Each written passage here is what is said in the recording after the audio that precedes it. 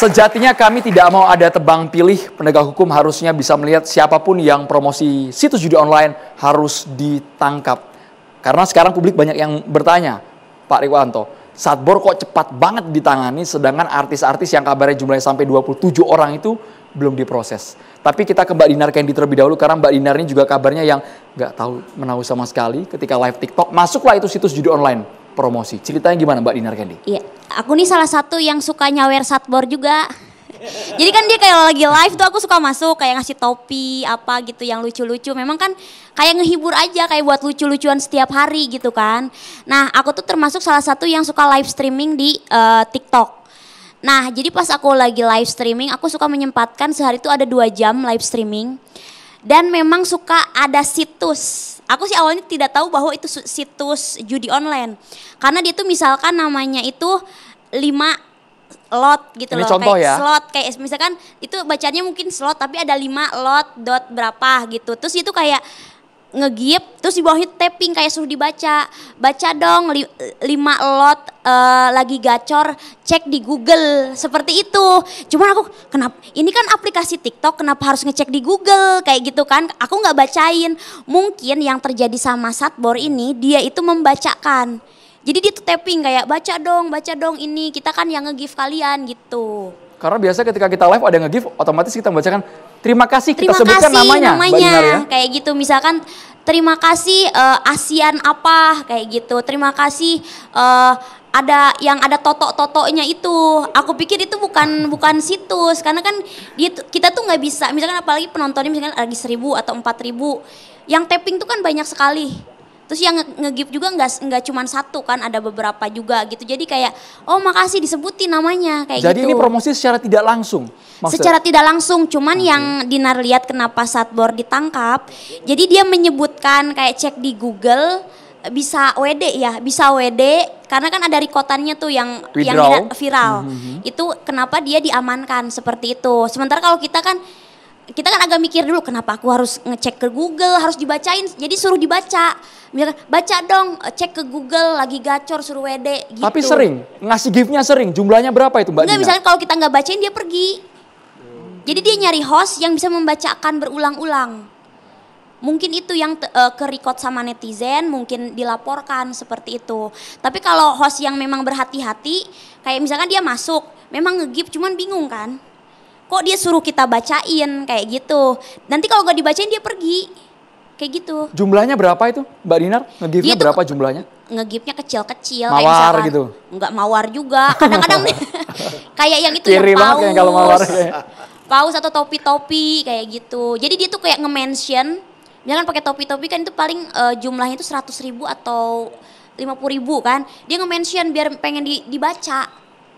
Cuman kan aku udah tahu nih sekarang kan lagi rame tuh dan netizen juga awas Kak jangan dibaca. Jadi si netizennya tuh sekarang lebih ngelindungi kita juga. Sebelum rame-rame sekarang soal judi online dulu Mbak Dinar. Dulu iya. itu Mbak Dinar tahu tidak atau keceplosan dibaca aja? Oh enggak, kalau yang dulu itu Dinar tuh memang ditawarkan untuk itu 2017.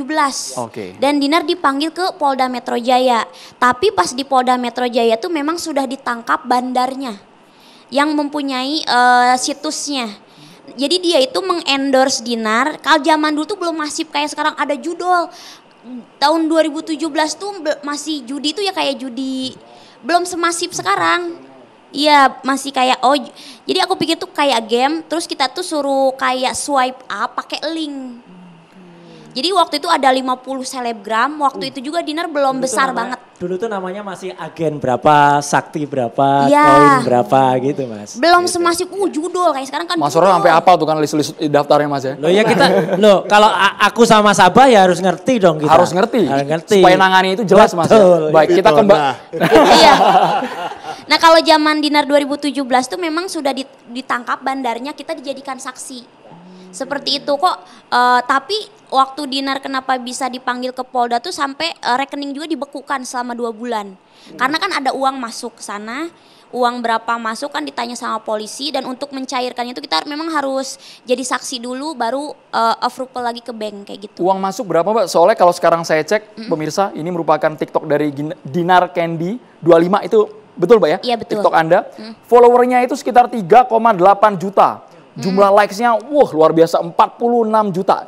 Ini sekarang. Ini sekarang. Tapi kalau dulu, zaman dulu tidak ada TikTok. Oke, belum ada TikTok Belum kan? ada. Instagram paling ya? Instagram, dan Instagram aku dulu belum jutaan juga, masih 500.000 kayak gitu. Masih Rate cut-nya awal-awal berapa dulu? entertain. Rate cut-nya ketika pihak Waktu judi online itu menawari, aku cuma Mbak? nerima 10 juta buat story sama upload 1 kali.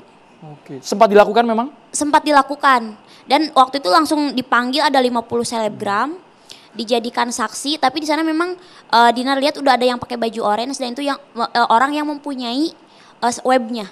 Pada saat itu seperti itu kondisinya. Oke, Mbak Devi ini luar biasa Mbak ya, fenomena live, kemudian disawer, ternyata yang nyawer adalah pelaku-pelaku judi online. Dan Mbak Dinar Candy juga nggak tahu. Kalau yang polos mungkin dibacakan saja situsnya, Mbak Devi. Iya, apalagi kan kalau orang ya kayak di daerah gitu, kayak Satbor sih kayaknya dia baca-bacain aja kali. Tapi Dinar nggak tahu ya, dia tahu atau enggak ya. Oke. Cuman mungkin dia polos atau gimana. Jadi nggak ngerti. jujur nih, menurut Mbak Dinar yang sering juga ngasih gift ke Satbor, yang sekarang berubah namanya jadi Happy Bor katanya, karena sudah ditangguhkan tahanannya. Iya. Menurut Mbak Dinar, Satbor salah nggak? Kalau versi Mbak Dinar? 50-50. 50-50. Tapi kalau Dinar sih, misalkan ya kalau memang, misalkan dia baru pertama kali dan tidak tahu konsekuensinya, wajib dipanggil. Tapi kalau dikenakan hukuman, maksud itu ya ini kayak sekarang kan penangguhan, saya setuju, maksud kasihan. Sekarang sudah jadi duta. Udah jadi duta, ya. Duta Karena anti kan judi online. takutnya itu dia bener-bener nggak tahu sama sekali, kan dia orang daerah, orang Sukabumi kan. Takut tuh bener-bener awam seperti itu.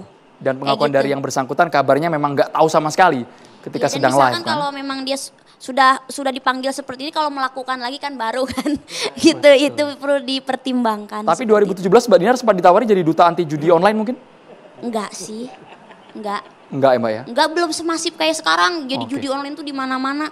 Kalau zaman dulu tuh masih sedikit banget. Mbak Devi, sekarang judi online masif sekali. Mbak Devi, Anda melihat fenomena ini seperti apa? Kenapa mereka dengan mudah masuk ke orang-orang yang potensial? Followernya banyak, trafficnya lagi tinggi-tingginya di media sosial.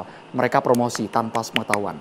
Ya, sebenarnya judi udara ini sudah menjadi masalah, bahkan di WHO sendiri jauh sebelum pandemi 2017 sudah dikatakan sebagai salah satu penyakit dunia gitu ya. Karena apa? Bahkan dampaknya antara orang yang memakai narkoba dengan orang yang kemudian kecanduan judi online itu 3 kali lipat menurut orang-orang kesehatan. Tapi bukan berarti kemudian kita harus jadi memakai narkoba ya. Nah, ini yang menjadi catatan gitu kan. Nah, artinya apa? Dengan semakin canggihnya perkembangan, kita mendadak digital nih 2020. Mendadak digital ini tidak dibarengi tentu saja dengan pengetahuan, dan itu nggak ada urusannya dengan pendidikan. Kalau bicara soal selebritis, ini sudah dari lebih dari 100 tahun lalu, orang terkenal itu pasti akan digandungin, ditebengi oleh siapapun, baik yang niatnya baik maupun yang niatnya nggak baik. Jadi ini sebenarnya fenomena klasik. Nah, menurut hemat saya memang yang paling berat juga dari pemerintah sebenarnya adalah, kan data sendiri menunjukkan kalau pemerintah hanya mampu sehari 6.800 untuk nurunin gitu ya. Tapi masalahnya mereka membelah dirinya gitu, membelah selnya nih si judul-judul ini bisa 15.000 sampai 20.000 situs per hari. Bayangkan, artinya apa? Pesannya di sini adalah kita nggak bisa terus-menerus mengandalkan pemerintah dengan desain politik kita, di mana negara nggak bisa campur tangan ke urusan warganya. Berbeda dengan negara-negara tertentu yang negara bisa campur urus betul dengan urusan handphone pribadi-pribadi. Oleh karenanya memang perlu kerja bareng, bahwa mengingatkan. Yang saya paling kasihan adalah ketika kelompok rentan seperti anak-anak yang kena. Karena studi kesehatan menunjukkan lagi, kalau semakin muda dia kemudian terkena judi online, maka peluang dia untuk terus menerus itu akan semakin kuat. Dan kalau sudah kena judi online, kecanduannya nggak cuma satu. Karena pintu masuk judi online 2. 1 lewat pornografi gitu ya, 1 lewat permainan. Jadi akan ada 3 kecanduan sekaligus, main gamenya, pornografinya, dan judi online-nya. Riset saya 3 tahun soal games. Untuk mengobati 1 kecanduan saja itu butuh ahli. Bayangin kalau 3. Jadi PR-nya adalah bagaimana kita memperketat gizi mental anak-anak kita. Kalau sekarang ada upaya pemerintah memasukkan gizi fisik, gizi mental ini penting dengan memastikan ini nggak bisa cepet-cepet diberikan pada anak-anak. Bukan anak-anak kita yang genit, bukan anak-anak kita yang nakal. Ini bisnis besar. Jadi pedagang-pedagang haram ini memang serius betul memasarkan ekonomi bawah tanah judi ini. Jadi menurut hemat saya, selain mendorong pemerintah, ini urusan para politisi, saya akademisi society itu punya PR juga untuk dampingin masyarakat yang nggak ada urusannya pendidikan, nggak ada urusannya dengan latar belakang ekonomi, semuanya nggak paham soal yang kayak gini-gini. Dan pertanyaannya sekarang Abimanyu, ini luar biasa, sehari sudah ditutup 5.000 situs, tapi bisa tumbuh lebih banyak dari itu, bisa bertelur, bisa tadi bahasa Mbak Devi membelah diri. Apakah memang ada produsen yang dilindungi? Apakah memang ada orang yang berkuasa, yang membackup, yang dapat setoran itu? Atau seperti apa? Sesaat lagi hanya di Carta Demokrasi pemirsa.